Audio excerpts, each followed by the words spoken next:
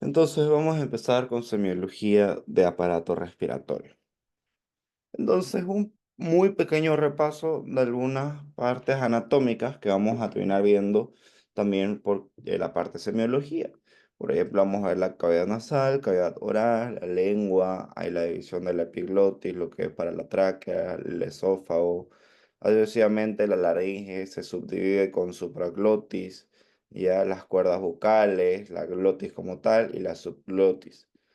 Ya, y aquí vemos la división ya de la vía aérea inferior. Tenemos la tráquea, ya, con sus anillos de cartílagos, ya que se va a llegar a dividir esta parte de la mitad se llama carina, la bifurcación, a veces preguntan, ya, y la diferencia entre ambos bronquios, derecho e izquierdo, de que el bronquio derecho va a formar el parénquima pulmonar que tiene tres divisiones, ¿no? Superior, media e inferior. Ahora de la tráquea se va a ir haciendo como del tamaño cada vez más pequeño. Tenemos bronquio, bronquiolo, bronquiolo terminal, el bronquiolo respiratorio, ductos alveolares y sacoalveolares. Y ya como te decía, el lóbulo derecho, a diferencia del izquierdo, tenemos tres lóbulos. Ahora, lo más importante, cualquiera puede decir que lo más importante viene a ser la ocultación pulmonar. Eso es mentira. Lo más importante es todo lo que vas a poder ver en ese primer segundo. En ese primer segundo, cuando tu paciente ingresa a consultorio, es primordial, como también cuando ya lo haces al paciente que se descubra, se retire la camisa, la polera, es necesario poder llegar a ver todo el tórax, tanto anterior como posterior. Semiología necesitas verlo todo, así como necesitas preguntar todo. Tienes que verlo, por eso el paciente cuando viene con lleno de chompas, de chamarras, muchos abrigos, esto se puede ver obstacularizado porque obviamente es un poco tedioso, incómodo hacer el paciente que se retire todo. Pero vas a entender el por qué. Porque principalmente puedes observar cuando el paciente está levantada la ropa ya, o cuando no tiene muchas prendas encima. Por ejemplo, a veces cuando hace mucho frío se colocan chamarras muy gruesas, tres, cuatro prendas, y se puede ver alterada tal vez algunas cuestiones en la inspección. Pero nosotros, por ejemplo, al observar, ¿qué tenemos que ver? Tenemos que ver el tipo de respiración que tiene un paciente. Normalmente la respiración del hombre es costo abdominal, ¿ya? Y la de la mujer es más costal superior. Es decir, que en la mujer vas a ver más como que va a tener un movimiento de los senos, ¿ya? De los senos del pecho al respirar. En cambio, el hombre tiene más tendencia a respirar con los músculos abdominales ligeramente. Ahora, por ejemplo, lo convencional es que en algunas ocasiones ya se puede ver no diré lo normal, sino que en algunas ocasiones nosotros podemos ver que hay contracción de músculos cervicales durante la respiración, ya que esto va a ser porque hay un aumento de la respiración. Ya esto se va a ver principalmente en algunas enfermedades, por ejemplo, en pacientes EPOC, pacientes enfisematosos van a estar respirando prácticamente con el cuello, se le dice, porque lo vas a ver a estos pacientes. Este, Voy a activar mi cámara, ¿dónde está ahorita mi cara? A ver, ¿dónde está ahorita mi cara? Ya. Entonces, los pacientes EPOC normalmente, ¿cómo te van a estar? Van a estar así. Van a estar respirando, ¿por qué? Porque el paciente EPOC, como tiene una destrucción, bueno, los enfisematosos tienen una destrucción alveolar, ya ellos están hiperextendiendo el cuello, vas a ver que están así, y por eso se le dice que tienen el tórax entornal, porque están de esta manera. Están tratando de meter aire a la fuerza, y entonces hay participación de los músculos cervicales. Te voy a mostrar una foto que tengo acá. Eh, Tengo aquí, a ver, voy a compartir en este otro lado. Un segundo, a ver. Por aquí tengo otro post que te quiero mostrar. ¿Vos estuviste viendo las clases cuando estuve dando lo de asma? Sí, doctor, una parte, sí estuve. Ya, te voy a mostrar acá esta otra, estas otras clases que que les di, que les hablaba de esto. Mira, aquí, por aquí vamos. Quiero mostrarte la foto que es la diferencia clínica. Vamos a bajar esto. Por aquí hay una foto que es diferencia. Acá, mira. Mira acá. Principalmente un paciente fisematoso. Mira cómo está. Mira cómo está hiperextendiendo el cuello. Porque está tratando de meter aire a la fuerza. Entonces, esto de aquí es crucial. Hay una super característica importantísima en EPOC, porque no es lo mismo enfisematoso que bronquítico. ¿Ya? Un enfisematoso utiliza los músculos del cuello y son prácticamente muy delgados.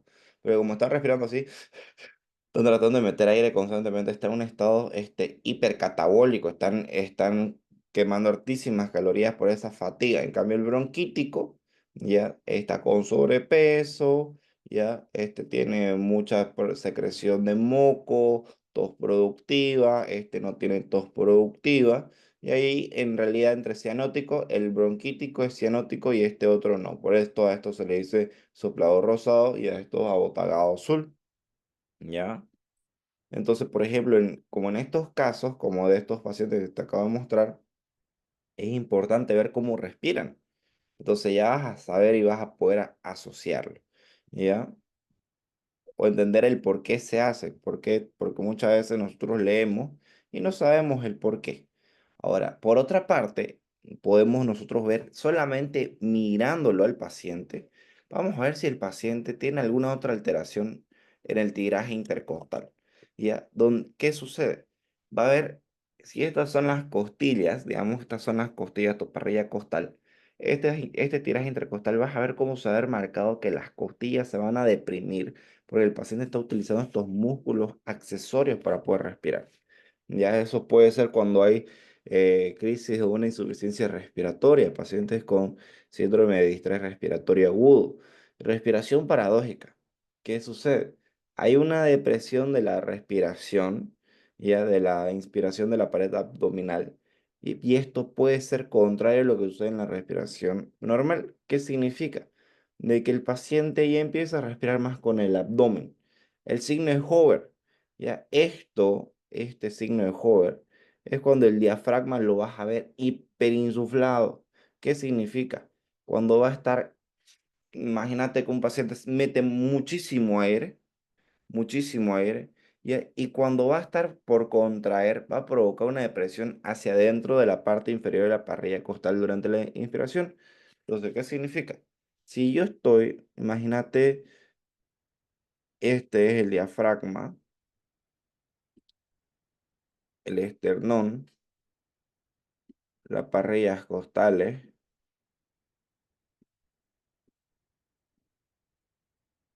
¿ya? Y por acá van los pulmones. Por aquí están los pulmones, ¿ya? Entonces, si aquí, ¿qué sucede? Va a haber un diafragma hiperinsuflado, o sea, el diafragma va a estar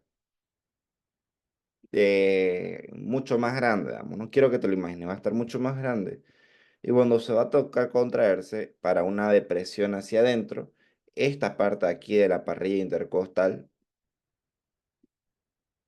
ya, se va a deprimir, es como que se va a ir para adentro, se va a hundir, se va a hundir, ¿ya? Ese es el signo de Hover. Después, algo importante es poder también en semiología tener que medir la frecuencia respiratoria. Lo normal te dice que es de 12 a 16 respiraciones por minuto. En algunas consideraciones se pueden decir que es lo normal hasta, algunos libros te dicen hasta 20, hasta 22, hasta 24 respiraciones por minuto. Algunos libros de semiología puede variar un poco con la frecuencia respiratoria, ¿ya? pero lo importante es que tengas un parámetro y que obviamente puedas ver si el paciente está taquipneico. Puedes tomar como un valor general que taquipnea va a ser que hay más de 20 respiraciones por minuto. ¿Ya? Bradipnea es que hay menos de 12 respiraciones por minuto. ¿Ya? ¿Por qué? Porque, por ejemplo, un paciente con una crisis de ansiedad va a estar taquipneico.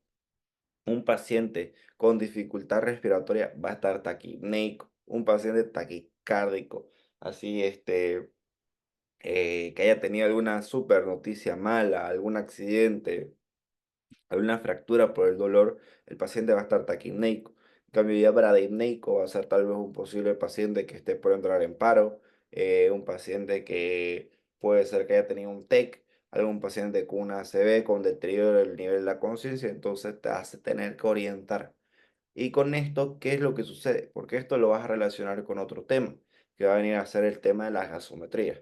Un paciente, por ejemplo, que va a estar taquipneico, el problema no es que esté respirando muy seguido, sino que el paciente va a estar metiendo mucho oxígeno. ¿Y cuál va a ser el problema? El problema no es que va a meter mucho oxígeno, es que va a empezar a acumular dióxido de carbono. ¿Por qué? Porque quiero que prestes atención,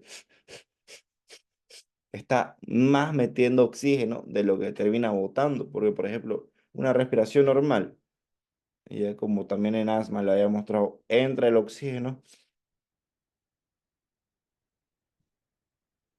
y así sale. Ahora imagínate un taquipneico, vamos a hacerlo un poquito más arriba, va a estar...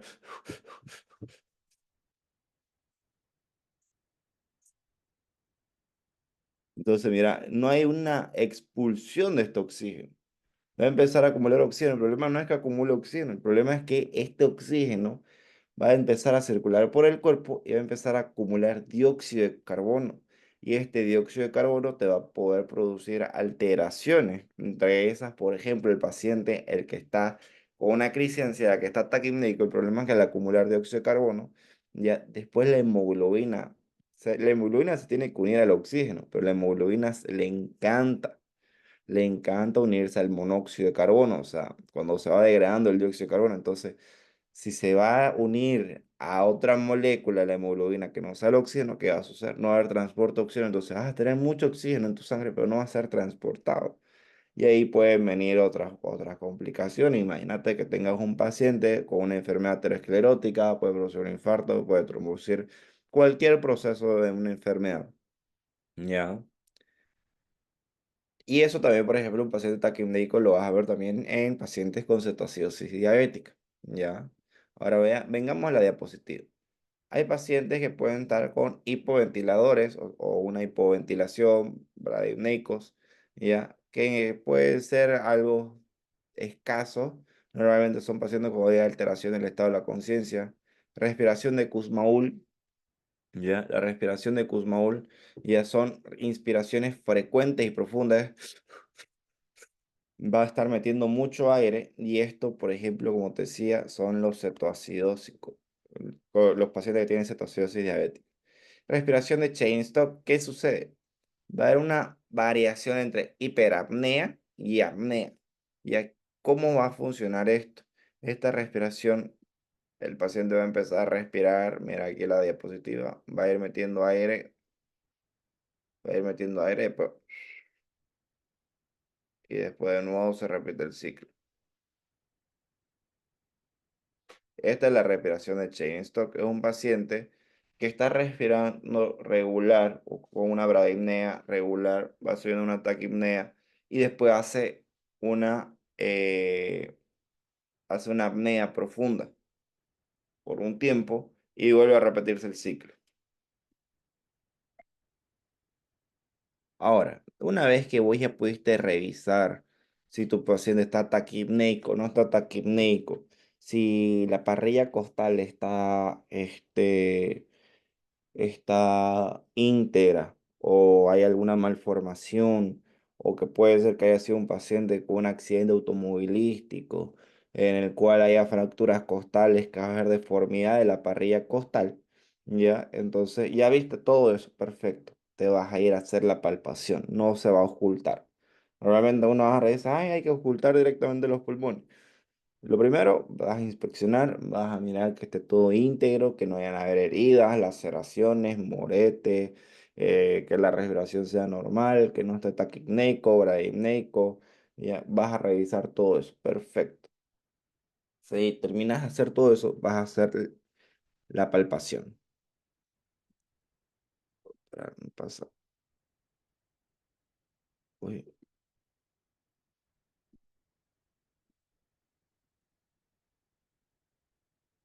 ya, ahora sí. Ahora en la palpación, lo importante de la palpación, vas a colocar las manos.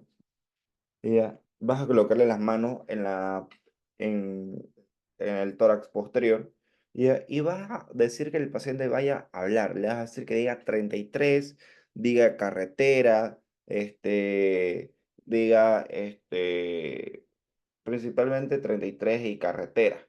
Entonces el paciente al decir todo eso, al palparlo, imagínate, si yo soy el paciente, vos me vas a decir, por favor, señor, inclínese un poco hacia adelante. Yo me voy a inclinar hacia adelante y vas a colocar tus manos, puedes colocarla de esta manera o de esta manera, ya depende de tu comodidad, en la parte posterior.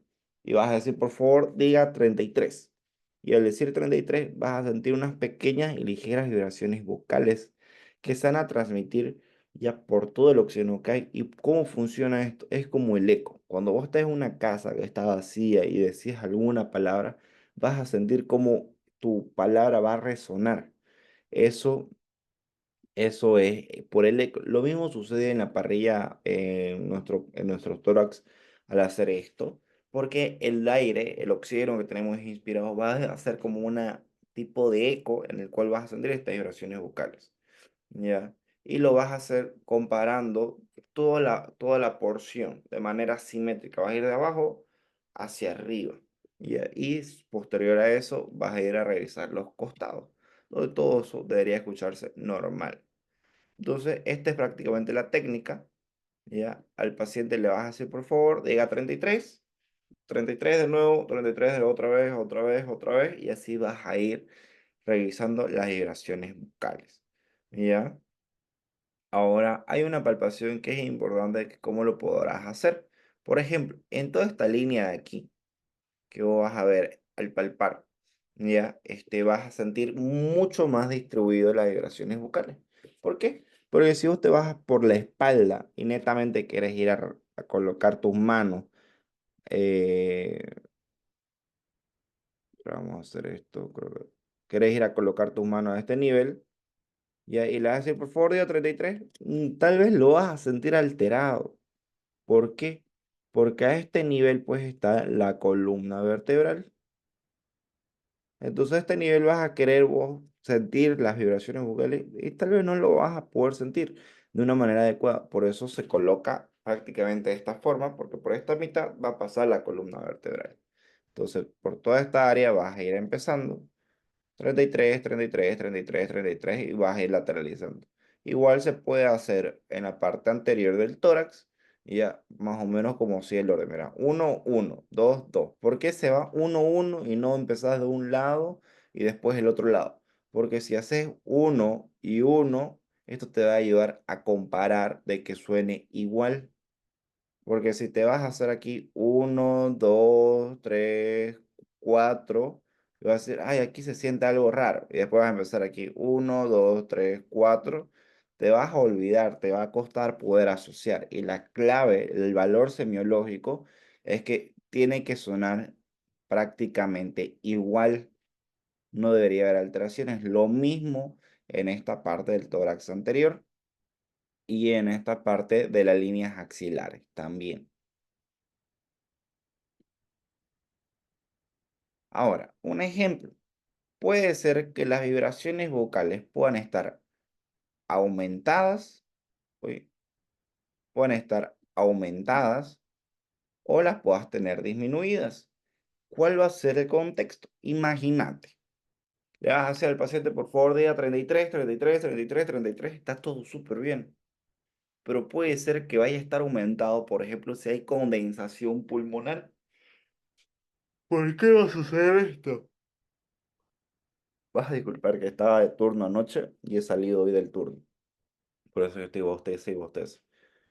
Va a estar Sí. aumentado si es que hay, por ejemplo, algún síndrome de condensación pulmonar en el cual podamos estar hablando de algún proceso de una neumonía.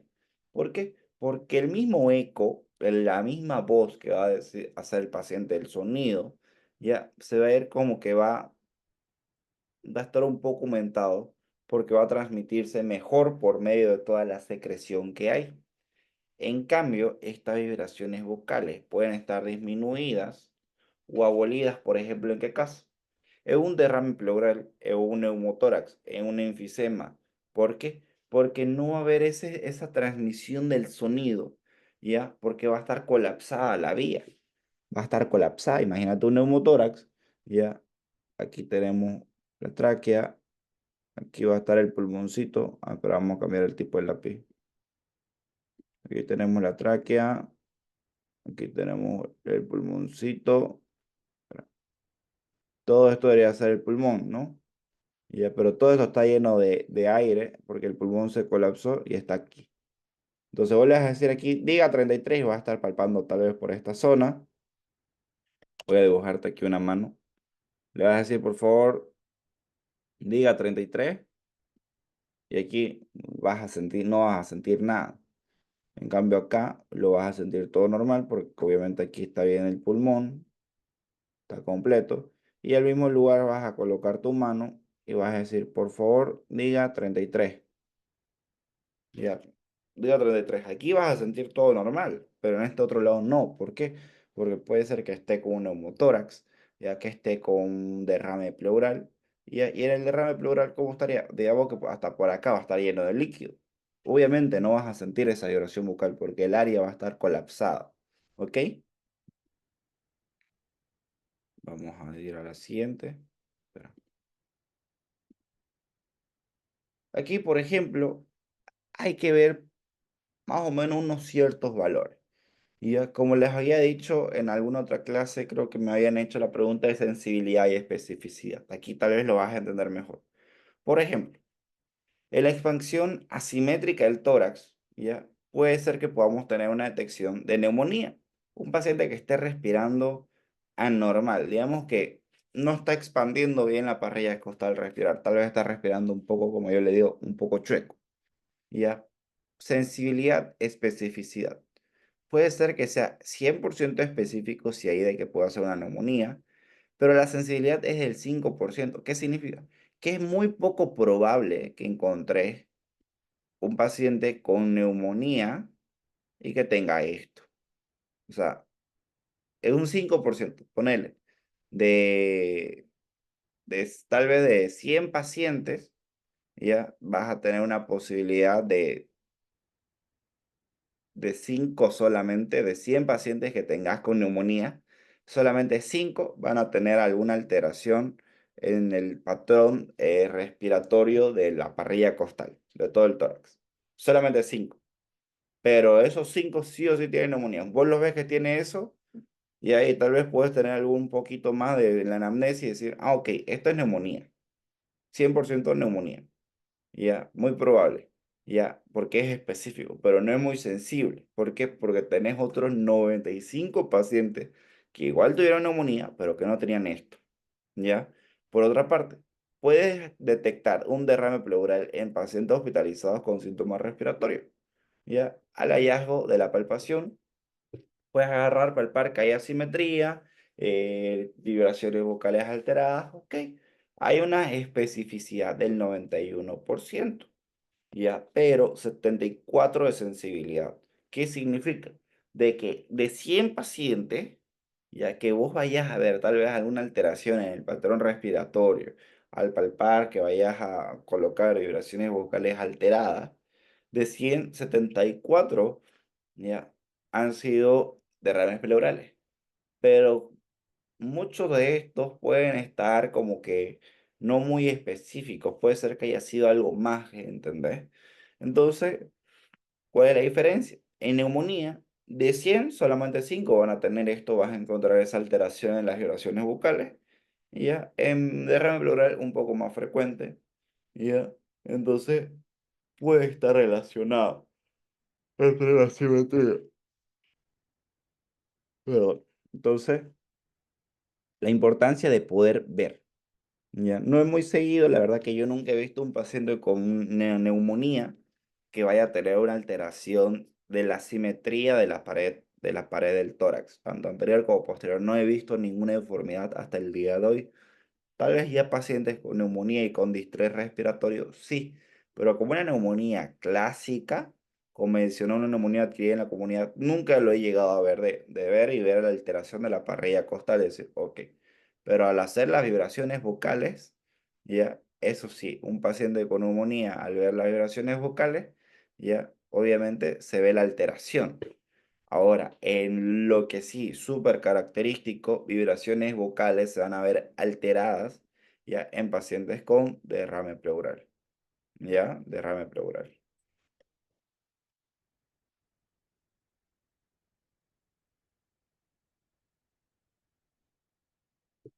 Ahora, la percusión.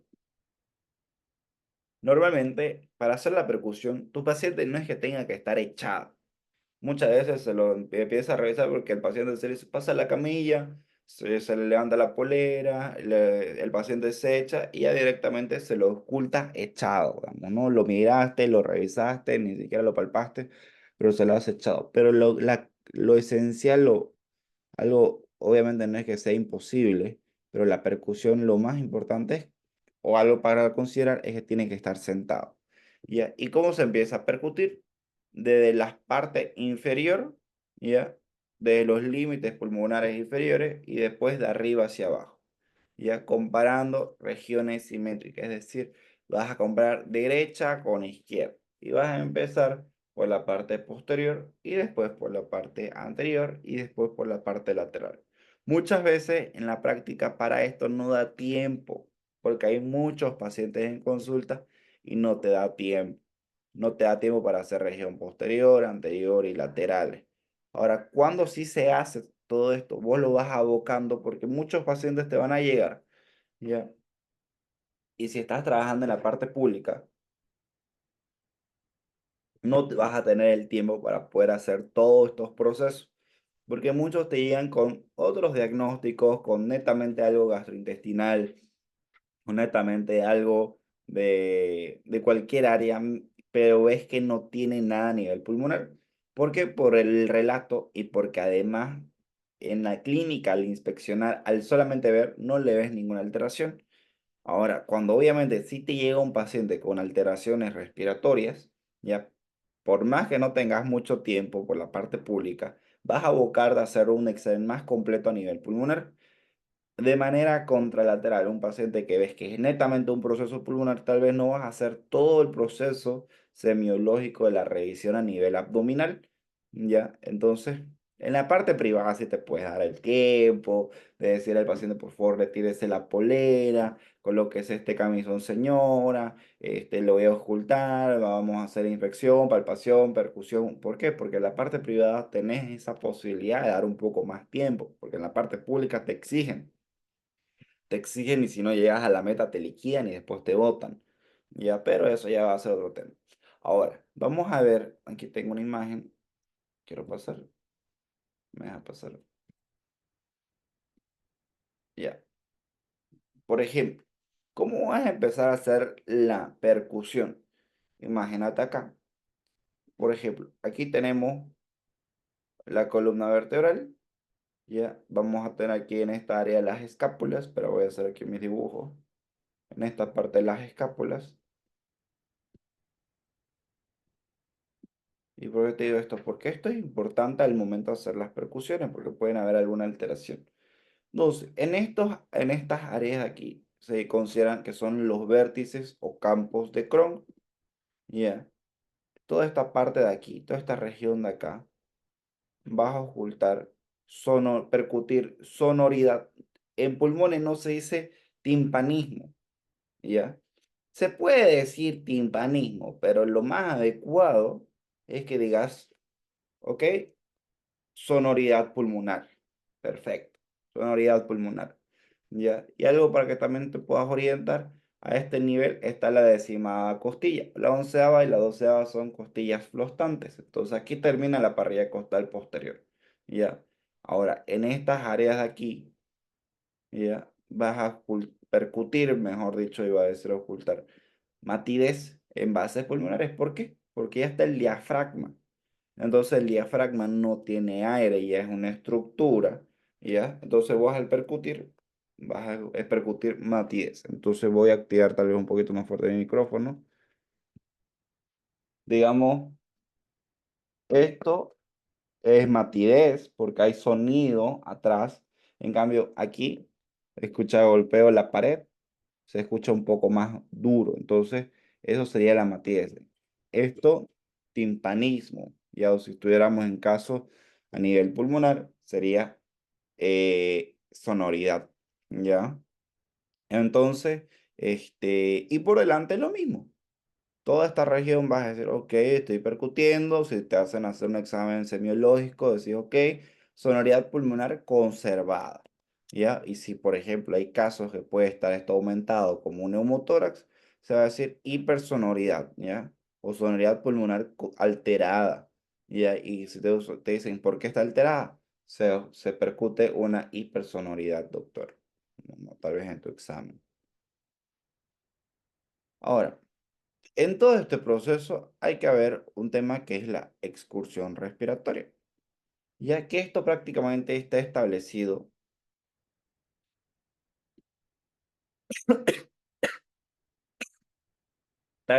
por el límite inferior de los pulmones y en cada respiración profunda es sostenida y permite por percusión apreciar un grado de descenso de los diafragmas. ¿Qué significa?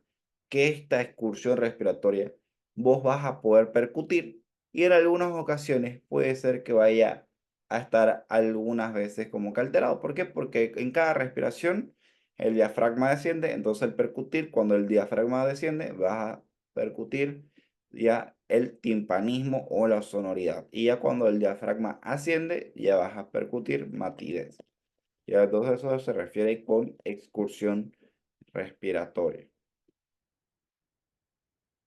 Ahora, todo este proceso de la percusión se debe realizar de preferencia sobre los espacios intercostales, porque percutiendo sobre las costillas el sonido tiende a propagarse lateralmente y profundizar menos. Debe ser suave, ya que permita obtener un sonido útil, excepto en caso de las paredes que estén muy gruesas. Acá es lo que hay que recalcar aquí. Por ejemplo, aquí haciendo el dibujito, este es tu esternón. Por aquí van tus costillas. No, estoy haciendo la parte posterior. Ya, esta es tu pared torácica posterior, ¿ok? Entonces, no es que vos vayas a agarrar y vas a empezar a percutir por cualquier parte. Se percute especialmente o de manera más específica. Ya no es que vas a empezar a percutir por donde se te ocurra por hacer. No. Hay una técnica. Aparte de la técnica, aquí están tus arcos intercostales.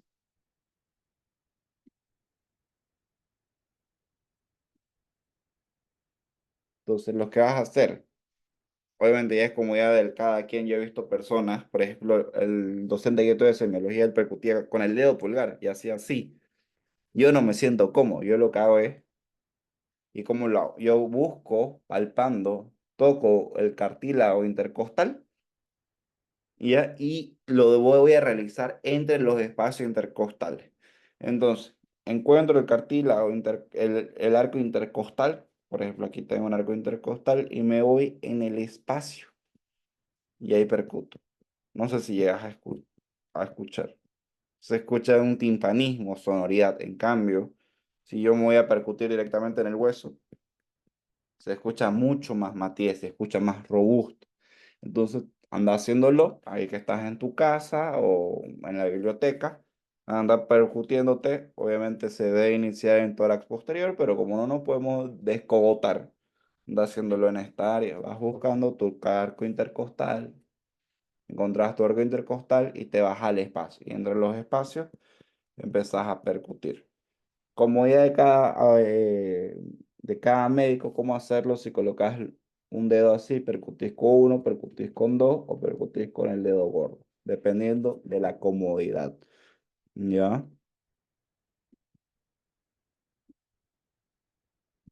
Vamos a borrar todo esto. Aquí pueden ser que tengamos algunos cambios en la sonoridad pulmonar, sobre todo si el paciente lo vamos a colocar en decúbito lateral, ya que puede ser que encontremos, mira, una zona de matidez, ya, tal vez por el acercamiento de las costillas entre sí, ya, y esta matidez por compresión del tórax por el peso del cuerpo o matidez por la amortiguación del colchón. Entonces, no es muy, eh, puede ser que te vayas a confundir si quieres hacer una percusión en un paciente que esté acostado. Y sobre todo si el paciente está acostado y de un ladito, ya por este mismo tema, porque entre el espacio entre las costillas se van a estar acercando mucho más entre ellos, ya, y porque el mismo cuerpo va a estar haciendo compresión. Entonces va a haber una distribución distinta del sonido y obviamente el colchón va a absorber cada golpecito.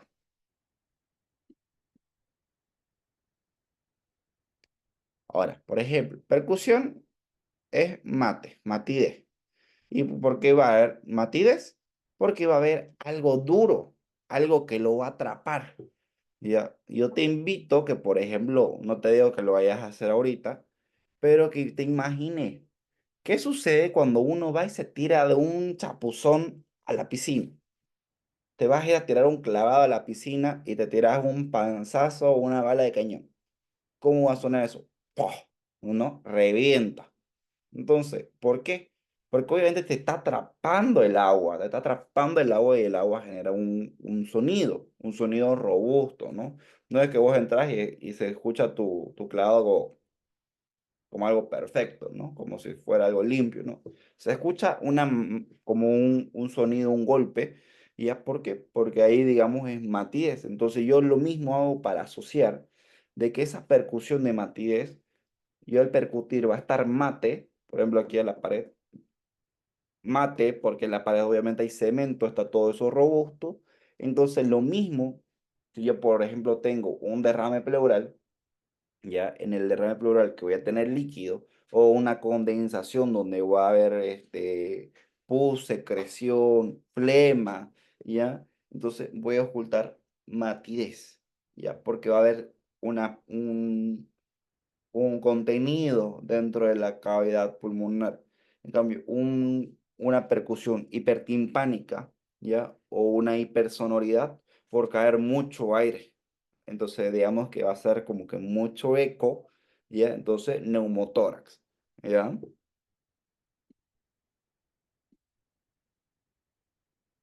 Ahora, por ejemplo, alguna exactitud.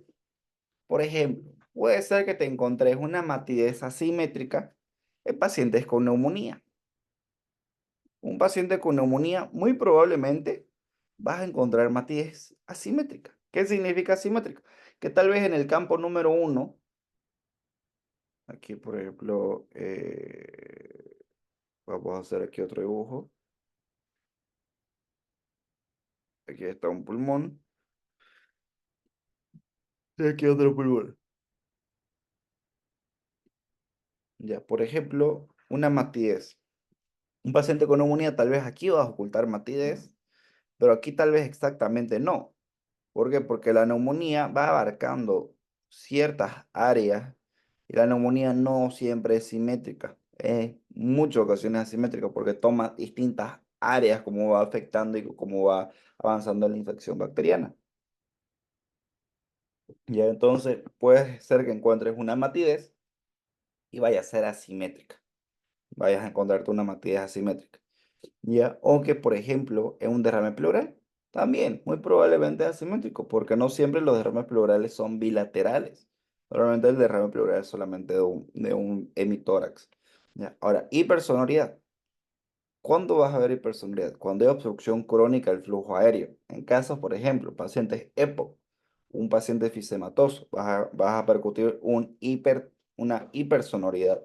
Tal vez un paciente con bronquitis, muy probable, pero también el paciente bronquítico ya tiene muchos cuadros de bronquitis, ya en el cual tiene infecciones y en estas infecciones obviamente tiene flema, entonces puede ser que también haya neumonía en los bronquíticos.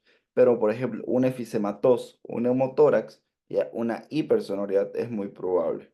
¿Ya? Entonces, por esa es la razón de que cuando un médico llega a la consulta a un paciente y de solamente a veces mirarlo o a veces solamente tocar, ya te puede arrojar un panorama de diagnóstico por esta semiología, te ayuda a asociar. Ahora, lo bonito, auscultación, ¿ya? La auscultación, ¿ya? Vamos a ir al contexto todo súper, hiper, mega largo. Por aquí tengo, creo que tengo mi esteto, espera, te lo quiero mostrar.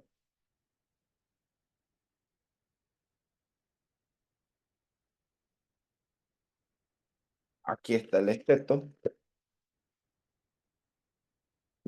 Entonces, ya puede ser que un solo instante, si es que no hay esteto, estás de emergencia, te tocó ser médico, un ratito, ¿sí? Ahí pasa. Ya te tocó, por ejemplo, ser médico en la calle, en el aeropuerto, dijeron, por favor, alguien que sea médico, y ahí el paciente está con dificultad respiratoria y obviamente no estás con las condiciones, gracias, no estás con las condiciones para poder, déjenlo eso, no estás con las condiciones para poder atender. Entonces, en algunas ocasiones puedes hacer una ocultación inmediata. Espera, me pasé. Una ocultación inmediata. Esto prácticamente es colocar el oído sobre la piel. Esto ya es muy ambiguo, no se hace, ya no tiene un valor muy característico, no, yo no lo recomiendo hacer ni lo haría, ya porque hay otras miles de cosas que puedes terminar haciendo en un caso de una emergencia si te toca estar en la calle, incluso haciendo ciertos tipos por ejemplo, de ATLS, tenés que abocarte a 20.000 otras cosas más importantes. Ya. Ahora, en un estetoscopio, por ejemplo, la ventaja entre un estetoscopio, te lo vas a colocar, siempre vas a agarrar el estetoscopio, vas a ubicar ciertas áreas, ya. Aquí está la campana, ya, que esta campana prácticamente es lo que permite la transmisión del sonido, y esta partecita de acá que vienen a ser los auriculares, que estas son las olivas. Normalmente, como el oído viene de adelante hacia atrás, entonces, las olivas, vas a ver que hay una diferencia en el arco, ligeramente hacia adelante. Entonces, uno se las coloca y uno las impulsa hacia adelante para que pueda ingresar bien en todo lo que es tu canal auditivo, tu conducto auditivo. Y hay algunos estetoscopios que puedes girar, ¿ya? Esto es para adultos y esta otra partecita, esta otra campana es más para pediátricos, ¿ya? Entonces, terminas haciendo esto del estetoscopio, ya vas a terminar ocultando. Ya, igual tiene que ser la ocultación de una manera simétrica. No es como que, a ver, vamos a ir primero a un hemitórax, ya listo, vamos al otro. Hay que comparar ambos hemitórax siempre, ya, porque hay que comparar el sonido, porque el sonido tiene que ser prácticamente idéntico. Así como ocultas a la derecha, tenés que ocultar a la izquierda. Ya. Ahora, para un mejor resultado del proceso para ocultar, de preferencia tiene que estar en un espacio donde no haya mucha bulla. Por ejemplo, si vas a estar en consultorio y que ingresa la mamá, el papá, el hijo de la otra hija, el primito y todo eso, y tenés que ocultarlo al primo, ya porque encima sacaron ficha para el hijo, pero porque tienen seguro, pero el primo no tiene seguro, que la van a hacer, te va a tocar, ¿ya? Y están ahí mientras que lo vas a ocultar y la mamá te sigue hablando, ¿no? Sí, que la piscina, él se bañó, que aquí, y el papá y el otro niño está gritando. Entonces, no vas a poder ocultar. Entonces, lo que tenés que hacer es, por favor, un segundo voy a ocultar, necesito escuchar. No vas a decir, por favor, cállense, porque se ofenden. También es parte de cómo poder transmitir contacto. Entonces vas a decir, por favor, un segundo, necesito ocultar y no voy a poder escuchar bien. Pueden guardar silencio. Perfecto, quedaste educado, empezás a ocultar y le vas a decir, ¿qué le vas a decir al paciente? No le vas a decir respira porque el paciente te va a respirar normal, te va a respirar, no vas a ocultar nada. Le vas a decir, me va a respirar con la boca entreabierta y como si hubiera corrido una maratón, como si le hubiera tirado el pique que tuviera en un partido de fútbol. ¿Para qué? Para que el paciente respire así. ¿Por qué? Porque eso te va a ayudar mucho mejor, porque va a entrar más aire con más fuerza y toda la vía bronquial se va a abrir mucho más rápido, con mucha más fuerza y vos vas a poder ocultar. perfecto. Vas a poder ocultar muy bien y vas a decir, respire de nuevo. Y entonces vas a ir vos orientándolo, por decirle así al paciente que respire como él quiera. El paciente te va a respirar en un minuto solamente 20 veces. Y tenés que estar revisando 7 de un lado, 7 al otro. O sea, 14 veces vas a estar más de un minuto. Tal vez lo vas a hiperventilar al paciente un ratito, pero le vas a decir, por favor, vas a seguir conmigo, meta aire, bote. Entonces, así vas a poder vos orientar y vas a poder ocultar mucho mejor. Y así en el temor de que, ay, no se escuchó aquí bien y el miedo de que a veces toca repetir. Y si toca repetir, no hay que fatigarse. Entonces, la ocultación tiene que ser correcta, ordenada. Algo muy característico en las valoraciones semiológicas de cualquier aparato o sistema que estés realizando, ya se tiene que hacer de una manera simétrica, sistemática. Y como, por ejemplo, como este libro de semiología te dice, en zigzag, o sea, derecha, izquierda, derecha, izquierda, derecha, izquierda. Se ocultan desde los vértices hasta las bases. Muchas veces incluso se puede hacer la ocultación en la región de las líneas axilares, como del tórax anterior, también se puede. Entonces aquí está, en zigzag, uno 1, 1, 2, 2, 2, 2, 3, 3, 4, 4, 5, 5, 6, 6, 7, 7. Entonces, así. Ahora, ¿por qué en esta parte de aquí, por ejemplo, quiero que te llame algo la atención? ¿Por qué vamos de esta manera?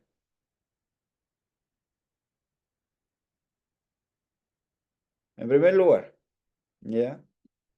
Vamos a cranear. Como yo le dije, hay que empezar fuera de la caja. Aquí hay un huesote. ¿Qué tanto escápula? Obviamente, si ocultas el escápula, no vas a ocultar absolutamente nada.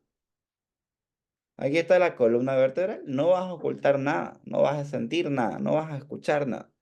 Pero ¿por qué esta zona de aquí nos lateralizamos? Porque aquí ya no hay escápula. Y aquí puedes ocultar mejor las bases pulmonares.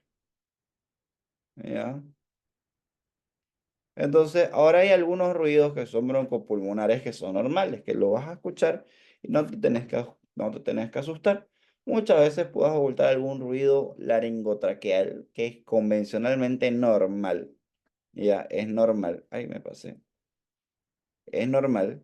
Ya como también el murmullo vesicular. El murmullo vesicular es prácticamente el murmullo pulmonar que dice acá es el murmullo vesicular. ¿Cómo se debe escuchar? Como el paso de las hojas, te dice el libro. Como el paso de las hojas en otoño, ¿no? Que caen las hojas y el viento se lo lleva. Más o menos así. Yo personalmente nunca he escuchado o lo he escuchado con el paso de las hojas. Yo lo siento simplemente como si alguien estuviera respirando como pues, no, no lo escucho como el paso de las hojas que te dicen en el libro de semiología, pero eso ya también es la imaginación de cada uno. Y en algunas partes ya vas a sentir una abolición del murmullo pulmonar, por ejemplo, aquí. Si aquí tuviéramos un derrame pleural, en toda esta región vas a ocultar perfecto el murmullo vesicular. Pero la región de derrame pleural lo vas a ocultar como abolido. O si hubiera un hemotórax, un neumotórax, un hidrotórax y todo eso estuviera hasta aquí topado, toda esta área acá vas a tener un murmullo vesicular alterado, disminuido, abolido, ¿ok? Ahora, clasificación de los principales ruidos. Por ejemplo, esto es importante, ¿ya? Te presento, ¿ya? Tenés estertores crepitantes, ¿ya? De mediana, de pequeña, de mediana y de gran burbuja. Ahorita lo vamos a ver, ¿ya? Ahora, silbilancia. Las silbilancias o los roncos. Estas silbilancias o roncos ya están asociados normalmente a obstrucción. Por ejemplo, en caso de pacientes asmáticos. Vas a ocultar, por ejemplo, silbilancia. Que es como un silbido. El paciente mete aire y se escucha. Entonces, ¿por qué? Porque hay un grado de obstrucción. Entonces, imagínate, el bronquio, que es esto, pasa el aire así. Ahora, si el bronquio estuviera así, Simplemente estoy soplando, como si estuviera queriendo hacer como un chillido. Entonces eso es lo que pasa cuando el bronquio, hay una broncoconstricción por el asma, o hay una hipersecreción de moco, ya, o hay una hipertrofia muscular, hay algo dentro de toda la fisiopatología de asma que ya hemos visto con las clases, ya se va a ocultar, silbilancia, porque hay un grado de obstrucción. Ahora el roncus prácticamente es, yo le digo que es como si hubiera un ronquido. Es como que, ¿por qué? Porque el mismo grado de obstrucción y el mismo moco va a generar que ese ruido que entra, ese aire que entra, es como cuando vos vas a hacer algún tipo de burbujeo, tenés tu soda, con tu bombilla y empezás a burbujear. Ese sonido muy similar. Porque el aire entra y como está disminuido el calibre de la vía bronquial, de la vía aérea, va a entrar el aire y aquí si hay mucho moco va a generar como un flujo, va a generar un flujo turbulento que va a producir el ronco. Ahora, los estertores crepitantes. Esto va a ser porque también hay secreción. Hay un tipo de secreción y ahí esto no siempre están en todos los campos. Son específicos en algunos campos dependiendo de donde esté esto afectado. Y normalmente lo vas a ocultar en las fases inspiratorias.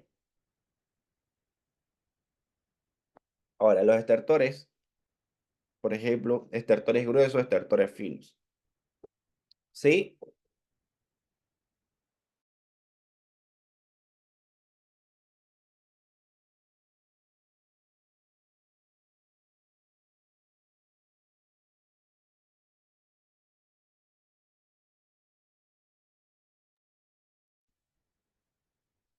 Un ratingo, perdón.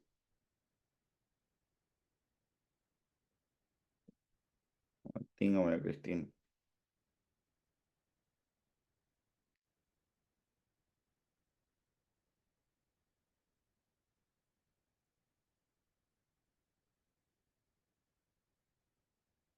Ya. Y aquí vamos a tener estertores de mediana, grande y fina burbuja. Ahora, ¿cuál va a ser la diferencia principal? Prácticamente va a ser dependiendo del área que está afectada. Bronquio, bronquiolo o ya a nivel más pequeño alveolar. Ya cuando son a nivel, por ejemplo, hay una neumonía que está afectando cerca del bronquio principal derecho o izquierdo, vas a escuchar un estertor grueso. ¿Por qué? Porque la vía es más grande. Entonces el sonido va a ser mucho más grande, mucho más duro. Y ya cuando se afecta, por ejemplo, una vía un poco más delgada y una vía de mediano calibre, la vía bronquial, ya un estertor mediano, de mediana burbuja. ¿Por qué? Porque la vía no es tan grande, entonces va relacionado a eso. Ya. Después tenemos estertores finos, y aquí ya puede ser que sean estertores crepitantes, estertores tipo velcro, estertores marginales o de cúbito. Esto prácticamente son los estertores crepitantes, que son los más delgados, que incluso vos los ocultas ¿ya? Y después ya no lo vuelves a ocultar porque hay algún proceso de neumonía inicial, una neumonía leve o un cuadro de una bronquitis con una neumonía leve, ¿ya? Entonces, eso, vamos a ir al siguiente, ya. Ahora, los ruidos, pero aquí me tapa esto, los ruidos pulmonares normales. Tenemos un murmullo pulmonar, ya que es completamente normal cuando el sonido de la respiración entra y sale el sonido normal. Tiene que ser un sonido suave, de una tonalidad un poco baja, que puede ser como imitado, como dicen, del sonar de las hojas, o como si nosotros estuviéramos con los labios dispuestos a pronunciar la letra F, sí. Inconvenientes técnicos. Ya. Entonces, el murmullo pulmonar tiene que sonar como el pasar de las hojas, ya, o como cuando se pronuncia la letra F, F. Así debería sonar. Y el ruido laringotraqueal es un ruido que se puede escuchar por medio del estetoscopio colocado directamente sobre la tráquea o cerca de zonas cercanas de los bronquios principales del bronquio derecho o bronquio izquierdo, ¿Y por qué? Porque ahí viene la bifurcación de la tráquea y ahí ingresa la tráquea y se hace el bronquio. ¿Ya? Y aquí puede ser un ruido intenso, una tonalidad un poco más baja que el murmullo pulmonar, pero es un ruido normal. ¿Ok? Ahora hay algunos ruidos respiratorios que son completamente anormales. Por ejemplo, estos ruidos respiratorios completamente anormales puede ser una respiración soplante, una respiración ruidosa. ¿Qué significa esto? Una respiración soplante puede ser que cuando hay algún tipo de condensación pulmonar que puede dar, por ejemplo, un origen que desaparece en el filtro del pulmón. Y ahí este ruido, cuando vaya a respirar el paciente, es como que se va a transmitir a través de estos bronquios, ya de una manera como es permeable y en distintos tiempos respiratorios. Y una respiración ruidosa es prácticamente una obstrucción. Una obstrucción se puede oír incluso a distancia. Por ejemplo, un paciente asmático, la madre te va a decir, se escucha como si tuviera un gato en el pecho, porque hay un grado de obstrucción que se escucha se escucha. Entonces, esa es una respiración ruidosa. Una respiración soplante, prácticamente cuando puede haber una condensación, porque el sonido se empieza a distribuir. ¿Ya? Esos son los ruidos anormales. Así que cuando te dicen cuáles son los ruidos anormales, tenés respiración soplante, respiración ruidosa. Soplante, un síndrome de condensación, alguna condensación pulmonar, ruidosa, una obstrucción. Hay algunos ruidos agregados. Por ejemplo, ruidos continuos, sibilancias y roncos. También ya los hemos visto, también están relacionados con el tema de la obstrucción, asma. Las sibilancias son silbidos que prácticamente tienen un timbre alto, que prácticamente también están en las vías aéreas estrechadas. ¿Por qué? Edema, espasmo, compresión dinámica. Y aquí que dice asma. Entonces, estas sibilancias normalmente son en cuadros en una fase expiratoria. En cambio, habíamos visto que los estertores crepitantes normalmente son en fase inspiratoria. Ahora, el roncus son ruidos continuos que suenan prácticamente como un ronquido, o como yo le digo, que lo asocio, como el burbujeo en un vaso de algo con una bombilla. Muy similar, tienen un timbre grave y es por una obstrucción que puede estar relacionado con una bronquitis. Entonces, esta bronquitis es porque obviamente hay una obstrucción de la vía, pero es porque hay abundante secreción, ¿ya? Entonces tenemos algunos otros ruidos discontinuos, aquí desarrollando un poquito más. Tenemos los crepitantes, las crepitaciones, que ya te había comentado que vienen a estar relacionados con el tema de las neumonías, los frotes o roces pleurales, y que esto puede ser cuando las superficies pleurales, las paredes de la pleura, ya están inflamadas, ¿ya? Entonces esto hace como que haya como cuando prácticamente vas a querer agarrar, imagínate, cuando hay proceso un derrame pleural, una pleuritis, prácticamente agarrar una bolsa de lo que sea del súper del mercado y empezar a hacerla así de esta manera. Entonces, ese prácticamente es como un crujido, es como un roce que va a haber. ¿Por qué? Porque la bolsa tiene dos partes, ¿no? La parte de la bolsa del lado derecho, la izquierda la estaba peñuscando y suena así. Suena muy similar a estos roces, ¿ya? Ahora, ¿dónde normalmente puede ser que lo puedas encontrar esto? En las bases principalmente. ¿Por qué? Porque ahí puedes encontrarte algunas pleuritis, algunas inflamaciones. Estertores traqueales, muy similar con el tema de la obstrucción porque hay acumulación. La transmisión de la voz. Puede ser que tengamos una broncofonía, que puede ser esto cuando hay una condensación del pulmón y las frecuencias altas se transmiten a la ocultación de la voz, se hace comprensible. Ya, una pectoriloquia, afona. ¿Qué sucede? Con la voz prácticamente cuchicheada, las cuerdas vocales no oscilan y los sonidos son generados por un flujo aéreo de la tráquea, la glotis y la faringe. O una egofonía. La presencia, si en tus pulmones hay aire líquido en la cavidad de la pleura, esto va a producir una reflexión de los sonidos, que prácticamente es una voz caprina. Entonces, si hay, por ejemplo, líquido y ya tenés un derrame pleural y el paciente quiere hablar, se va a escuchar prácticamente y a esto se le dice una voz caprina. Ya, la frecuencia. Los estertores finos, por ejemplo, fibrosis intersticial, esto sí es muy claro. Cuando escuchas estertores finos vas a pensar en fibrosis, porque la fibrosis principalmente empieza de manera más distal. Si es más distal, en las áreas más pequeñas, más distantes del pulmón. Ya, un aumento de la presión en pacientes, por ejemplo, con insuficiencia cardíaca. Sí, puede ser el cor pulmonar, ¿eh? Detección de neumonía, también es muy probable, pero no es muy sensible en algunos casos, los estertores finos, no siempre. Más que nada, estertores crepitantes de neumonía son más frecuentes, por ejemplo, de mediana burbuja. Y estertores gruesos cuando hay una enfermedad obstructiva crónica, pulmonar obstructiva crónica, un EPOC. ¿Por qué? Porque lleva a agarrar las grandes vías aéreas, los grandes bronquios. ¿Ya? Esto que ya lo habíamos visto. Origen de las sibilancias, imagínate, como te hacía, si está normal, pasa el aire, pero cuando hay de reducción, suena como un silbido.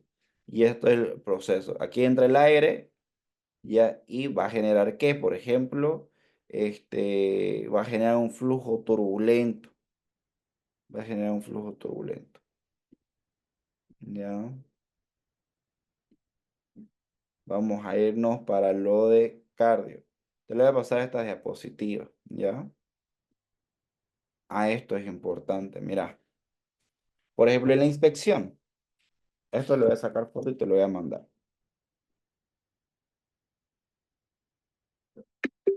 Por ejemplo, en la inspección, un síndrome de condensación pulmonar, por ejemplo, ¿ya? ¿Cómo vas a tener?